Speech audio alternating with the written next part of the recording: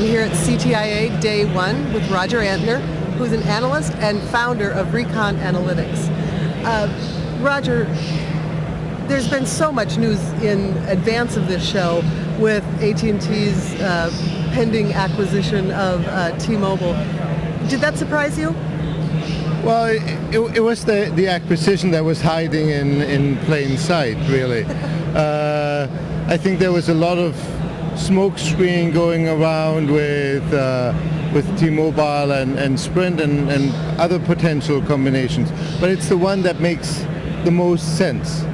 And at the same time, it's quite impressive, that combination. And what it can mean for Americans. So I think it really, was escaping a lot of people because it was that little white elephant in the room that... It was talked about a couple of years ago, but after AT&T got its own AWS and 700 megahertz spectrum, it seemed to have died. Well, it's... Evidently it did. Now is apparently the time, and they're very confident that they can get this done, and we can only wish them the best of luck. AT&T is very confident that it can do this with no or very minimal divestitures. Now, if we look back historically, almost every merger had some kind of divestitures. So it would be surprising if it would not have some divestitures in some markets. And it really, we'll see what happens. I think the regulators will certainly look at it. The DOJ and FCC, and it's a different administration than it had been the years before, and we'll see what they have to say.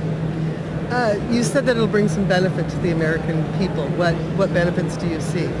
Well, AT&T committed to bringing LTE to 95% of Americans, which is like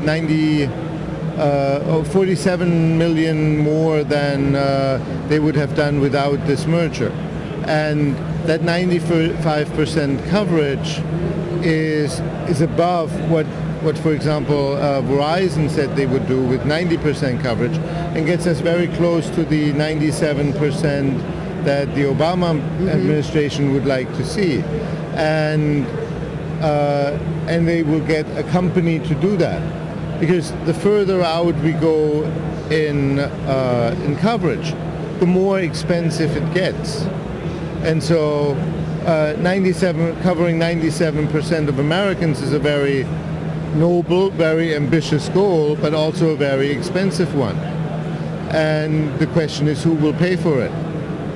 Well, AT&T, as part of this merger, committed to doing 95 out of the 97. And so we'll see what if that is enough of an incentive for the administration to sign off on this.